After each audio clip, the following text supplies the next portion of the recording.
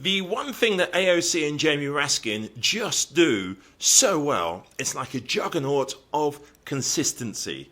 You don't always have to agree with what they have to say, but you can't deny the passion and the desire to represent, to always present the truth, put the facts forward, and at the same time use a little bit of humour, sarcasm, and raw, just real, raw emotion to put over the point. And that concludes our questions. Again, I want to thank you all for being here.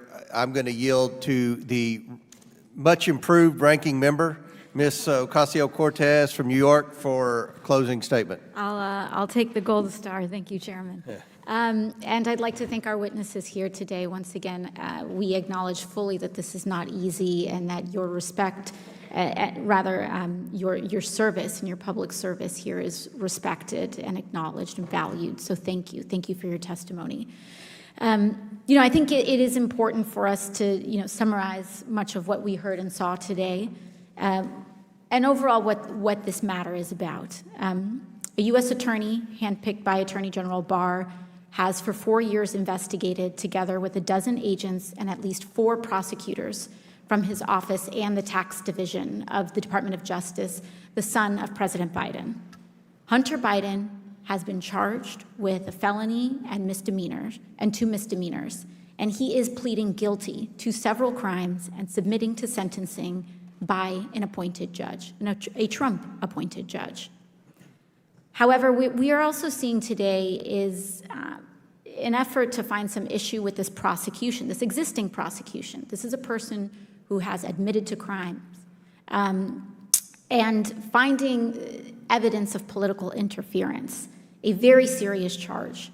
So much of what we saw today honed in on a conversation, the testimony honed in on a conversation that one of today's witnesses was involved in which Mr. Shapley heard Mr. Weiss to say that he was denied special counsel status. That account had been contradicted by the U.S. Attorney Weiss, who has reiterated several times that he had full authority to bring any charges in any district and had received assurances from the Department of Justice that if he needed special attorney status, not counsel, but rather attorney status to bring those charges, it would be granted. So we are left here with 2 possible options for this story, that either Mr. Weiss, who was appointed by President Donald J. Trump and trusted by Attorney General Barr, also serving under Trump, was lying to protect the Biden administration, or he respectfully disagreed with the charges that today's 2 witnesses wanted to bring as professionals in their professional opinion. Disagreement over charges is not uncommon. The IRS Criminal Tax Counsel attorneys have disagreed in charging decisions, as we heard here today, 90% of the time. And in this particular case, reviewing attorneys at IRS and the tax division raised issues with the proposed charges. And the witnesses described how Mr. Weiss expressed some concerns about the charges. In fact, in some of the testimony we saw, Mr. Shapley recognized with regard to at least one of the charges which he himself recommended he could, and I am quoting from testimony, quote, see some issues with that would preclude it from being charged. Now, I understand why the 2 witnesses who testified here today are disappointed after 5 years of investigation. I believe you all are honorable, serving professionals, truly. And that Mr. Weiss disagreed with this analysis of facts. There was absolutely frustration that to not, quote, have a seat at the table, that Mr. Weiss made his decision about how to charge in this case, and he did charge. And that was a decision that he, as the U.S. attorney in charge of the case, was empowered to make. The question, though, I believe, that is very important to address is why we are holding these hearings today, despite what we have seen as deliberate lobbying for this hearing by a political candidate, Donald J. Trump. What we also saw today was the revival of certain conspiracy theories around Ukraine, first promoted by Rudy Giuliani during Trump's first impeachment in 2019 and his reelection campaign. We did not bring that up. That was first brought up by the Republican side that required addressing here today. Chairman Comer started this hearing by asking these witnesses about Burisma, and other members of the committee again raised the specter of these debunked conspiracy theories. It has been debunked time and time again, including by Trump's own Department of Justice. But that being said, this is the problem with bringing these conspiracy theories into this committee. They beget more. It does not stop. And today we have gotten a new conspiracy theory, one that requires us to believe that David Weiss, a Trump-appointed U.S. attorney, trusted by Trump-appointed Attorney General Barr, has somehow been complicit in abetting and concealing a deep state conspiracy to protect Hunter Biden on behalf of the Biden administration when they were selected by Donald Trump. This is a theory which has apparently been proven unsuccessful, given that Hunter Biden is now criminally charged and facing sentencing by a Trump-appointed judge. Today also marked a new low when pornographic images were paraded in this hearing room. Chairman Comer, last October, you told Time magazine that you were not interested in the sordid details of Hunter Biden's life. You were quoted as saying, quote, "That's counter to a credible investigation," and I agree. Sadly, that is a reflection of how low some individuals here have been willing to go in their efforts to attack the president and his family. And frankly, I don't care who you are in this country. No one deserves that. It is abuse. It is abusive. If Republicans truly want to get to the fact here, and they want to understand why Mr. Weiss decided to charge Hunter Biden the way he did, let's hear from Mr. Weiss. But until then, we must move on from these theories and focus on the issues that matter to the American people, like ending the scourge of gun violence that is plaguing our country, confronting and combating the climate crisis, and standing up for our constitutional rights, and yes, going after the enormous amount of inequity and injustice in our tax system. And with that, I yield back to the chair. Gentlelady yields back. Gentleman from Maryland for 5 minutes. Thank you, Mr. Chairman. Mr. Hur, your report starts with the line, "We conclude that no criminal charges are warranted in this matter." Have you had any reason to change your opinion about that? No, no, Ranking Member. You highlight the independence and support you got from the Attorney General and DOJ. Have you changed your mind about that? I have not.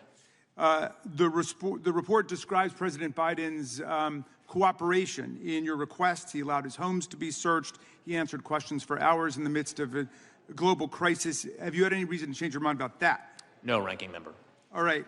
You also repeatedly contrast Biden's cooperation with the conduct of Donald Trump. You say, quote, "Most notably, after being given multiple chances to return classified documents and avoid prosecution, Mr. Trump allegedly did the opposite. According to the indictment, he not only refused to return the documents for many months, but he also obstructed justice by enlisting others to destroy evidence and then to lie about it." Have you any reason to change your judgment about the differences between President Biden's cooperation and the former president's non-cooperation? No, I continue to stand by those words in my report. With such a striking contrast, our colleagues have switched over from being impeachment investigators for constitutional high crimes and misdemeanors, which is how this whole thing started, to being amateur memory specialists, giving us their drive-by diagnoses of the President of the United States, whose soaring oratory, powerful historical analysis, and devastating extemporaneous repartee with even the most skilled ninja hecklers of the Freedom Caucus were on full display at the State of the Union address last week for the whole country to see. The desperate quest to invent an issue is a distraction from the 91 federal and state federal charges that Donald Trump faces now, his staggering civil court losses in New York now totaling more than $500 million, and his full-blown embrace and romance with authoritarian dictators and communist tyrants all over the world, from Viktor Orban in Hungary to Vladimir Putin in Russia, the former head of the KGB, to the communist dictator of North Korea. It's not, this, my friends, this is a memory test. But it's not a memory test for President Biden. It's a memory test for all of America. Do we remember fascism? Do we remember Nazism? Do we remember communism and totalitarianism? Have we completely forgotten the sacrifices of our parents and grandparents in prior generations? While we play pin the tail on the donkey in this wild goose chase, all of these silly games, Donald Trump entertains authoritarian hustler Viktor Orban at Mar-a-Lago for the weekend, and Orban comes out to declare that if we indeed sleepwalk into another Trump presidency, Trump will, quote, not give a single penny to Ukraine. That's what all of this is about. It's about trying to pull the wool over the eyes of America, because the tyrants and dictators of the world are on the march today. So who wins with this ludicrous, embarrassing spectacle? Orban wins, Putin wins, Xi wins, the tyrants of the world win. They have one more reason to celebrate Donald Trump and his cult followers, who've completely lost their way. They're looking for high crimes and misdemeanors. Now they appoint themselves amateur memory specialists, and that's what they pounce on the President of the United States about. America faces a choice between democracy and tyranny. And the President laid it out at Valley Forge, and he laid it out in the State of the Union. Will America stand on the side of people struggling against fascist aggression? Will we stand with the people of Ukraine against Vladimir Putin, whose filthy war has meant the kidnapping of thousands of Ukrainian children, the murder, the slaughter of thousands of Ukrainian civilians, and the attack on an independent sovereign democracy? But we're not working on that today.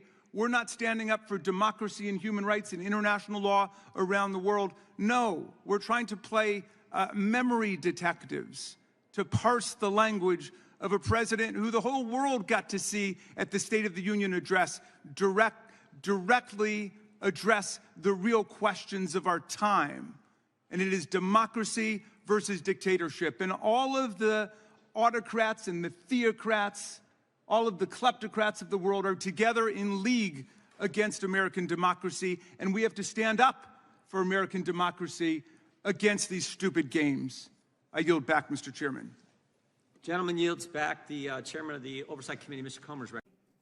The chair now recognizes Ms. Ocasio-Cortez for 5 minutes. Thank you. I don't know what I just heard right now, but I think when we talk about students of a certain demographic, you know, as a woman of a certain demographic, I would be happy to illuminate some of the disparities and discrepancies that we're talking about here. In fact, I wonder if any of my colleagues, anyone here, can articulate in this discussion of absenteeism. We say, you know, people aren't showing up to school anymore. It's because they don't, there's an insinuation that it's because people don't want to go, or there's a different attitude. But do we actually know what one of the leading causes of school absenteeism is? Asthma. Asthma. I represent the Bronx. I represent kids whose only meal that they'll eat in an entire day will be from school. I represent kids whose the cleanest air that they'll breathe in their entire day, maybe if they're lucky, will be from their school. That the safest place that they will be in a day will be their school. And so when we come here, we talk about schools, but if you close your eyes and put yourself in a classroom of someone else's district, you'll see that the challenges are different here. So this is not about what we're teaching about European versus non-European descent. This is about the fact that the Bronx has one of the highest childhood asthma rates in the country. And climate curriculum, and when we talk about the importance of having clean air and clean water, it has a direct outcome on people's scholastic performance. So if, as we transition in this time of a pandemic, a respiratory disease, and we wonder why one of the highest childhood asthma rate geographic zones in the country is struggling with absenteeism, knowing that respiratory disease is a major factor in that, maybe we try to solve that problem. Maybe we take a look at some of the environmental and some of the economic factors in getting to a school. Ms. Fort, you have extensive experience in this issue. Can you speak a little bit towards some of those economic and environmental factors that you see and how they affect communities and their ability to navigate educational outcomes? It was green. Thank you for that question. At the Education Trust, particularly when you think about the pandemic, the research is clearly there that what impacted our students was healthcare, loss of employment of their families, the lack of technology accessibility, and this really had an impact on their livelihood, which of course had an impact on their school day. And as Representative Ocasio-Cortez pointed out, for many of these students, where they actually are supported best, where they are being able to take advantage of services and the supports that they need to actually succeed in school is at school, which we believe is the right place for many of these services. In addition, we know that lack of mental health supports that they faced during the pandemic needed to be supplemented while at school. And so we are happy to see from this recent investment of the American Rescue Plan, the significant investment in schools that helped schools reopen, that made sure teachers had the supports that they needed, and most of all, made sure that more children had support for mental health services. Thank you so much, Ms. Ford. And this correlates with what we've seen, not just in the Bronx, but across the country. We saw admissions, mental health admissions of children that were highly disruptive. Their ability to be healthy is what can determine whether they show up to school and how well they do in school. On top of that, when we talk about social issues and when people want to critique social inclusion in schools, housing, as you mentioned, is a core underlying factor in how well someone does in school. If you don't have a home or a bed to lay your head on, how are you going to perform well in school? And when we talk about the inclusion and those issues, one of the highest rates of childhood homelessness and one of the highest contributors and factors is if they're LGBT.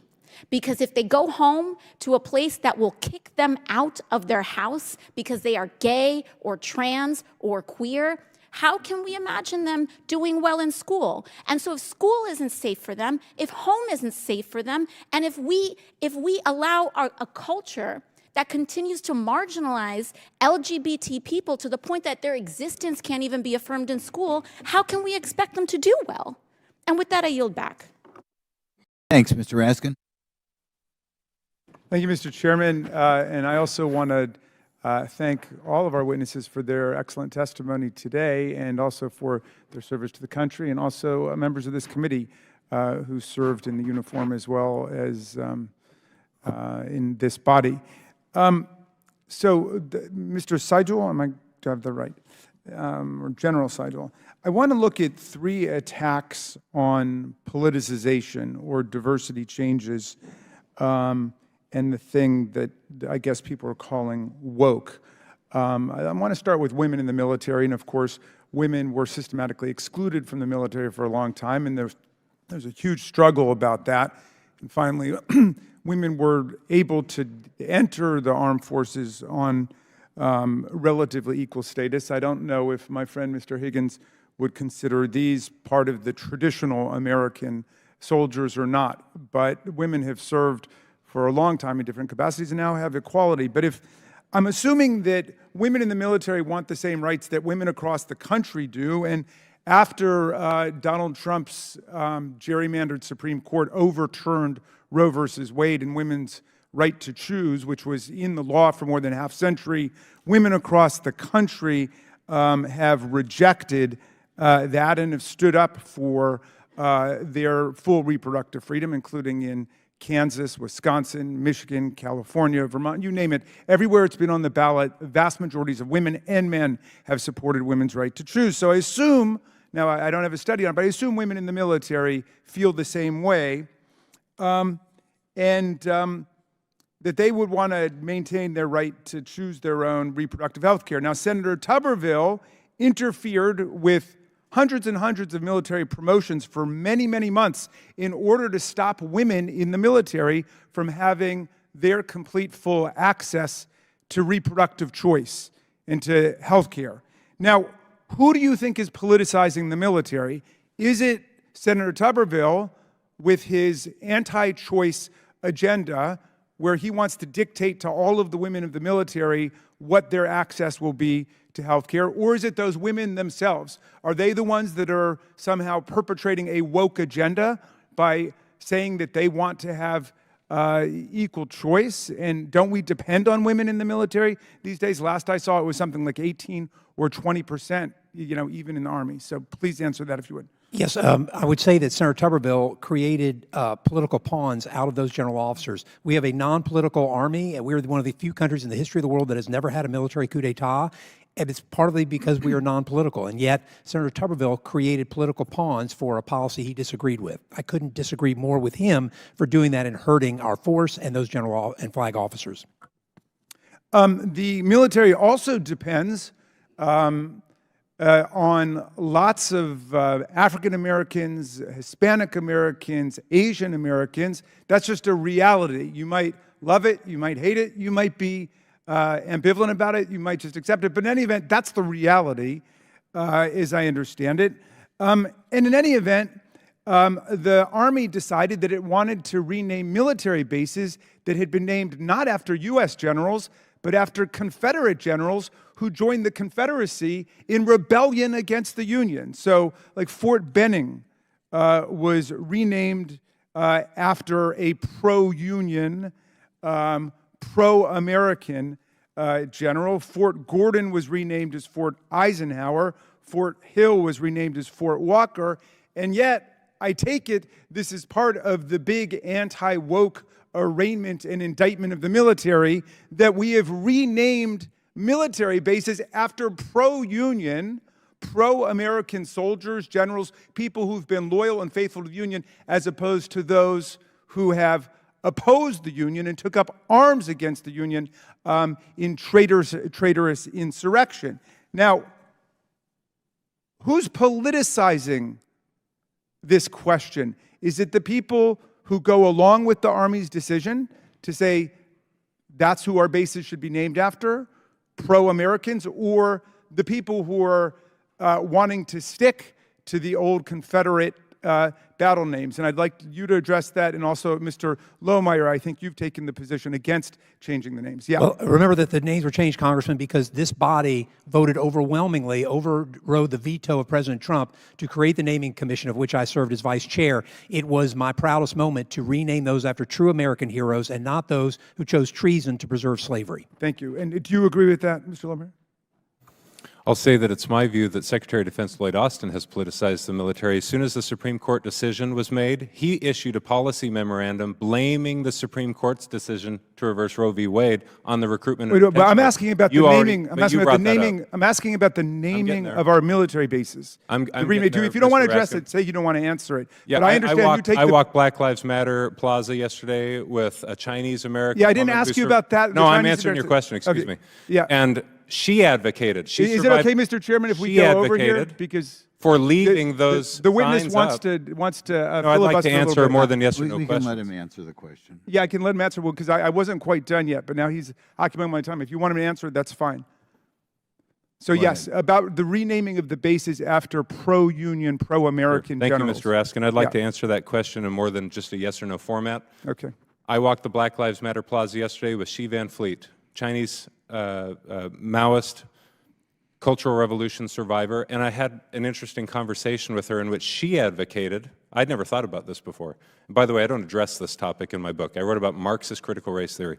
She said, I'd recommend that once we defeat wokeism, we leave all of the Black Lives Matter paint on the ground and the signs naming the streets. I asked her why. She says, because it's a reminder that once here on the north side of the White House, We had a woke revolution, a Marxist revolution take place, and I agree with that. It's a reminder that there has been such divisive conflict in this enemy before that people were willing to use violent force to hurt one another. I have no problem with the general's efforts. If I understand you correctly, I'm trying to torture out an We'll answer, just but let him- what you're saying is that we should have army bases named after Confederate generals or Nazi generals, people we've defeated in No, war. I'm Is not, that right? I'm not willing Just a to minute. let you put words in my mouth. I'm We're happy we're to- about just answer 2 the minutes point. over here, so That's we're fine. just going to let Mr. Lohmeyer finish, and that's it. So my point is, this is not an issue in which I've actively been involved. The renaming of base. I wrote a book about Marxist DEI, Marxist critical race theory. That's my expertise.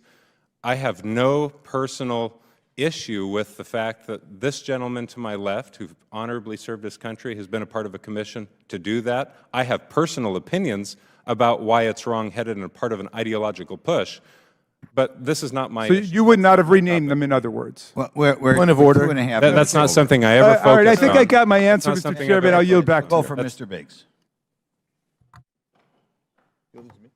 Thank you, Mr. Chairman. I appreciate the witnesses being here today.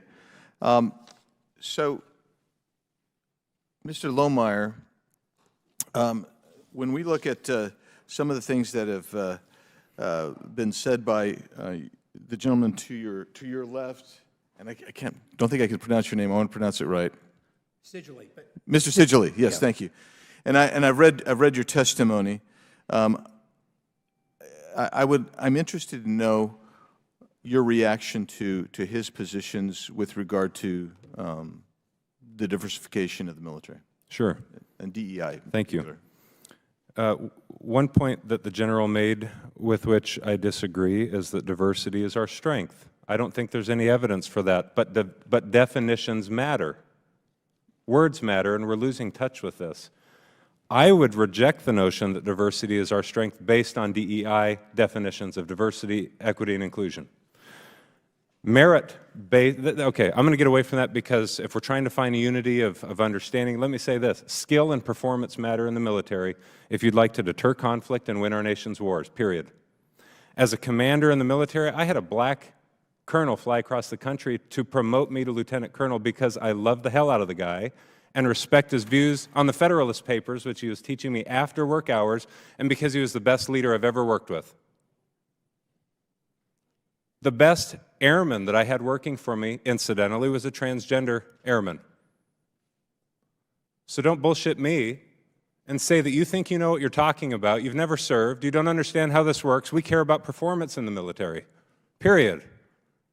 You don't know what you're talking about. Most of the people in this room don't know what they're talking about. We need lethality in the military, period. All of the stuff you guys talk about, the men and women in uniform don't think about. They go play Call of Duty at night after they learn their mission and execute that mission, period. They don't know what you're talking about. They don't know what you're voting on. They don't care about your sexual preference. They don't care what you look like, and they don't care what the person next to them looks like, period. I'm a citizen of this country, and I can dislike you and criticize you all I want here, but our men and women in uniform cannot. And so I speak on their behalf when I say lethality matters, merit-based selection and promotions matter, and your ideology doesn't matter one bit. And we need to identify principles which will preserve our union and preserve the unity of the United States military. If we do not, we'll lose that union. And it's my contest, whatever Truman did decades ago. No, you ask your average military service member when Truman was the President of the United States, they can't even tell you. But my point is, they're focused on what's happened since the George Floyd riots. There are things that have happened in the last 3 years in our military that we're up here to testify about, not the things that happened 60 years ago. We're great today because of what we've done for the last half century in the fighting of the Cold War. And Mr. Lohmeyer, what has happened in the last 3 years that has caused lethality to deteriorate in the military? There's been an overt politicization of the military workplace and the forcing of trainings that are anti-American, that criticize our founders, that allege that white supremacy is a problem within the military ranks, which has never been proven, and all of that rhetoric that occurred once Secretary of Defense Lloyd Austin took office led to a bunch of moaning and bitching and complaining behind closed doors of our service members, and I heard it as a commander, And so I wrote a formal written IG complaint about it that was dismissed by senior leaders because they were afraid of the political and racial climate that we've created in this country. And so they were afraid to hold one another accountable for their politics. Senior leaders. So they're not held accountable for their political worldview, but young people will be held accountable. I'm living evidence and a living example of the fact that the diversity initiatives are discriminatory. I was kicked out for saying I'd like to depoliticize the workplace, not for advocating for Republicanism, or excuse me, small r, Republican, not for advocating for Republican candidates, not for criticizing Democrat candidates. I never publicly advocated for anyone politically, but I was forced out because of viewpoint discrimination. Diversity initiatives are discriminatory, and inclusion initiatives are exclusive of my viewpoint. So, and so I'm living evidence that the politicization of the military workplace in the past several years is discriminatory, and it discriminates specifically against conservatism and Christianity, period. Mr. Chairman, I want to submit for the record something called Declaration of Military Accountability, an open letter to the American people from signatories of the Declaration of Military Accountability into the record. So entered. And then I apologize. I actually had questions for Mr. Tebow and Mr. Sessley as well, but we've run out of time, and I don't think I'm going to get that additional 2.5 minutes that the ranking member got. So I'll yield back.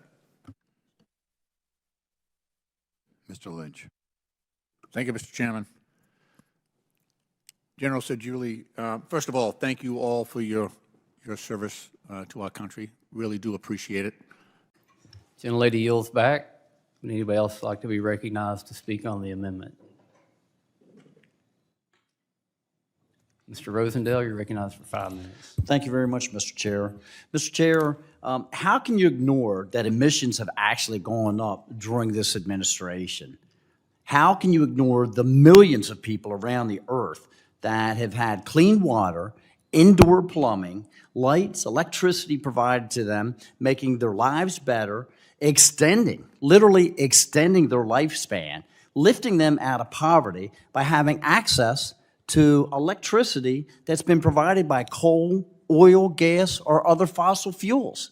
It simply can't be ignored. Their lives are better, their lives are longer as a direct result of that. So to sit there and say that we should be trying to eliminate these fuels is absolutely absurd, ridiculous. The desire by this administration to shut down our domestic energy production is causing prices to escalate, forcing Montanans to make difficult decisions about heating their homes or simply putting food on their table. And those are facts. Many people overseas are harvesting the remaining timber that exists in their country, having access to, in order to burn firewood, in order to heat their homes. This is bad for the environment and terrible for those who are forced into those situations. Unfortunately, my colleagues across the aisle have been extremely selective about when they would like to use science-based information. How about if we start using science-based information about managing the population of grizzly bears in the state of Montana, which populations are at 300% and 400% of the target populations, so that we can delist these animals? How about if we use science-based information and allow the state of Montana to continue to manage our wolf populations, which are 10 and 12-fold beyond the target populations? And how about if we allow forest management practices that would prevent millions of acres from burning each year, absolutely ruining air, land, and water quality across the state, across the nation, and start using some best management practices on how to take care of those forests, which would not only help keep our air, land, and water clean, but it would also help the economy, provide jobs, and be better for everyone who's connected with it. For all of those reasons, I will be opposing this amendment. Thank you very much. Chairman. I will yield the balance of my time to my friend from Wisconsin. Thank you. I would just, if I may, pose a question to the gentle lady. When you use I think the term is impact that is in your amendment. When you say impact, does that include doing a rigorous study of the positive impacts? Is it looking at both sides, that there has been effluent, there have been emissions, and we need to account for that. But there's also been benefits. When you say impact, you mean both sides, positives and negatives. Thank you. And will the gentleman yield?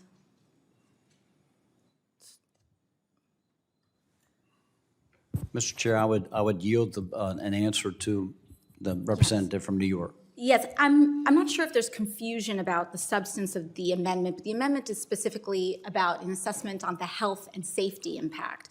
If there are practices that are revealed to have positive health impacts on the communities, on impacted and frontline communities, I do not dispute the inclusion of any positive health impacts. I believe that we should have information on things that may improve people's health, but of course, there is a large degree of concerning information about the potential health impacts, breathing impacts, cancer exposure, et cetera. And this amendment is not saying stop drilling. This amendment is not speaking to that issue in this moment. This amendment specifically speaks to the collection of data of health and safety on frontline and vulnerable communities that would be nearby these sites. May I use a balance of the time, gentlemen? I yield back the balance of my time to. Now, recognize Ranking Member Raskin. Thank you, Mr. Chairman. We believe that everyone subpoenaed by Congress, whether it's Hunter Biden or Jim Jordan or Andy Biggs or Steve Bannon or Scott Perry, should engage in good faith compliance with the committee's requests and the committee's subpoenas. We are here today because the chairman has bizarrely decided to obstruct his own investigation and is now seeking to hold Hunter Biden in contempt after he accepted the chairman's multiple public offers to come answer the committee's questions under oath before the American people. This is at the same time that they stand by the categorical non-compliance of Republican members of Congress, like Mr. Jordan, who have material information about the violent attack. One moment. The cameras cannot be in the well. Cameras cannot be in the well. Cameras cannot be in the well. Yeah.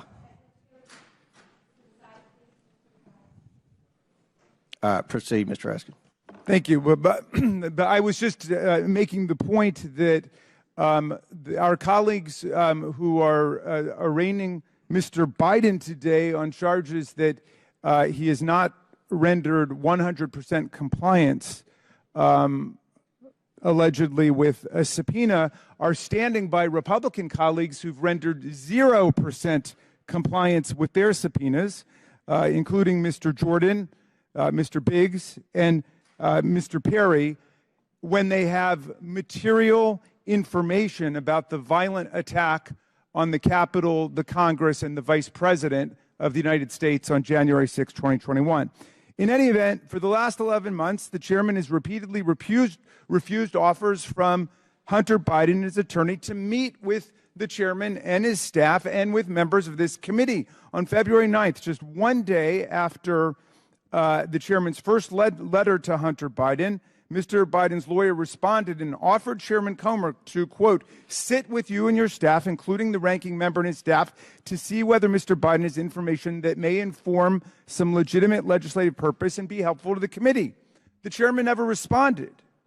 On September 13th, Mr. Biden's lawyer again wrote to Chairman Comer after a Newsmax interview in which the chairman falsely claimed that he never got a response back to his original letter. Mr. Biden's attorney explained the chairman actually never responded to his offer to sit down and discuss the committee's request, but stated that he remained available to have the discussion, but the chairman again completely failed to respond.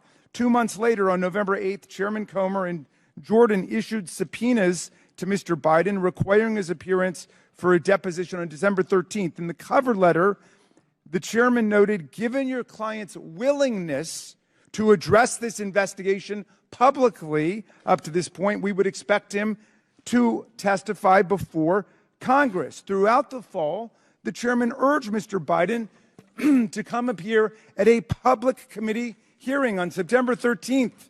On Newsmax, the chairman stated, Hunter Biden is more than welcome to come in front of the committee.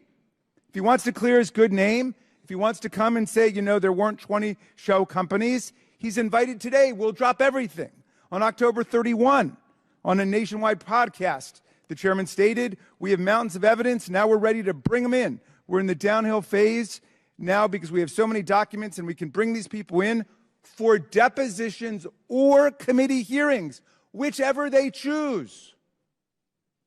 For depositions or committee hearings, whichever they choose, and we can ask these questions with evidence. On November 6th, again on Newsmax, our good chairman stated, I will extend that invitation on your show right now, Rob, if the Biden family wants to join Tony Bobulinski in an official oversight committee hearing and answer questions that the American people have, then that invitation's open right now. They can come on in and do that. On November 28th, Hunter Biden, through his lawyer, agreed to Chairman Comer's multiple public requests. He agreed to appear precisely at a public hearing under oath to answer the committee's questions on December 13th. Exactly what our good colleagues, the Republicans who had information about January 6th, never agreed to do. They never agreed to testify anywhere under oath about what they knew. The letter that came in from Mr. Biden embraced the importance of having a public proceeding that, quote, would prevent selective leaks, manipulated transcripts, doctored exhibits, or one-sided press statements, especially in light of the committee's past use of closed-door sessions to manipulate, even distort the facts, Mr. Chairman, misinform the public. Mr. Chairman, I have an inquiry. State your point. Mr. Chairman, don't we have House rules and committee rules regarding subpoenas and then rules about having hearings and having questions with witnesses that must be followed? Mr. Chairman, I'd like to reclaim my time. State the rules, Mr. Chairman. Hold on. We could just interrupt each other with an inquiry? Your time was expired. I'd like to know the rules of the House and our committee. Read them. They're available to every member. The rules state for a deposition, if that's what you're asking, 3 days notice. You have to have the stenographer. Gentleman is recognized. Yeah. Mr. Speaker, I will yield 2 minutes to the gentleman from New York, Mr. Ocasio-Cortez. I think gentlelady is recognized for 2 minutes. I think the ranking member, Mr. Chair, I think the Republican side of the aisle made the case quite clearly today as to why we should not vote for censure. Right now, you can tell how weak their arguments are because they are grasping for straws, trying to do their best My Cousin Vinny impersonation as to breaking down what happened here with a fire alarm. Jamal Bowman has more courage in his pinky finger than the entire Republican Party put together, more integrity than the entire Republican Party put together. And that's exactly why they're moving to censure him today. Let me tell you what's actually going on. New York Republicans are so embarrassed that they propped up George Santos, got him elected to office, and then had to turn around and vote to expel him, that they want to distract the entire world from their massive embarrassment. New York Republicans are so embarrassed that they have not accomplished a damn thing for New Yorkers this entire year, that they have to find a distraction. So they've decided to target one of the first black men to ever represent Westchester County in the United States Congress for censure. That is what today is about. And New York Republicans are so unfocused and so unable to make people's lives better that they've decided to bully their colleague. That's what today is about. They're wasting our time. They're wasting the country's time over some petty what rises to censure. I mean, truly, these arguments that are being made here, what's next? Jaywalking? Do you want to get us for jaywalking, for not crossing the street correctly? Is that what you're going to raise for censure next? This is truly ridiculous. It's beneath the character of the House, and it is beneath the stature and the status of what rises to consideration before this body. And with that, I yield back. Lady yields back.